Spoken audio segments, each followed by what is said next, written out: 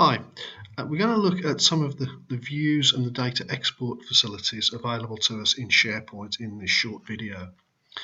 This is the default view of the PNF site that everybody sees when they initially log into the site. It groups all of the forms according to the selection that was made in the form in the faculty drop-down box. So if I click one of these little plus signs by the side of a faculty name, the system will expand that faculty and it will list all of the forms that have been created by that faculty.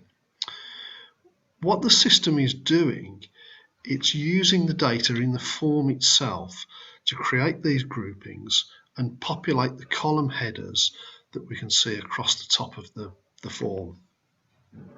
So if I click the plus sign by there, that will collapse that list up again. Obviously, if we were creating a new form, we'd go for add new document at the bottom. There are, however, other views of this data that we can access.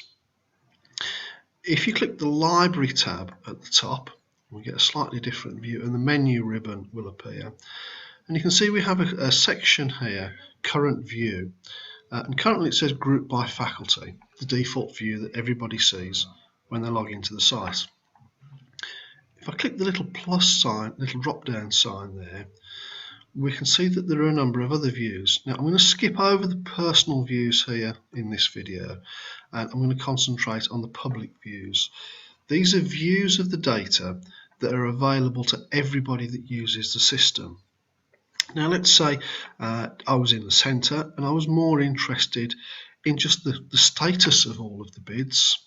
I can select that view, and this time the SharePoint site has reorganised itself. I can see that in this view the faculty groupings have gone to be replaced by groupings according to the status of the bid.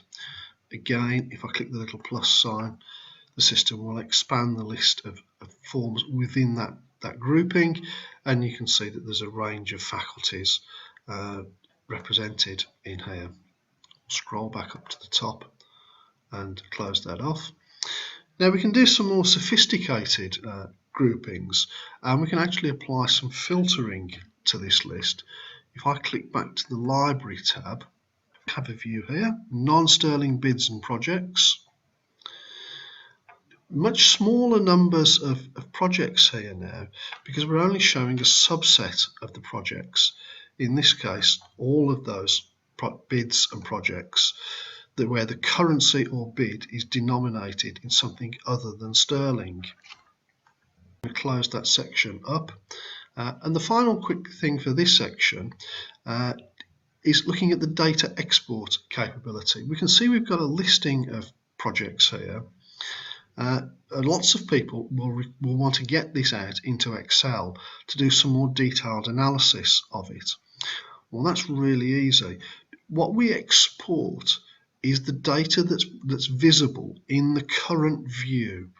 So it's going to export the name of the project, the faculty, the bid status, anticipated start date, and so on. The export facility doesn't mind whether you have any of these groupings open or closed. It's going to export all of the data. I'm going to click the library tab. So we have the menu strip across the top. It'll look a little bit slightly different on your screen when you're viewing it full screen, and it will be a little bit more obvious. But we have a button here and it says export to Excel. Guess what that does? Click the button, click open, and we're going to click enable on this dialog box. The system will have a little bit of a think about it, and you can see it's exported all of our data in the SharePoint site into Excel. I'll just scroll across the list here so that you can see I'm not telling you any porcupines. All our data is there. We'll always have these last two columns.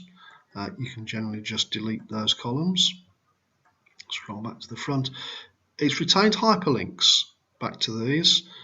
It can be a bit annoying. I generally remove the hyperlinks and it stops us going back. That's the end of this video. Thanks for watching.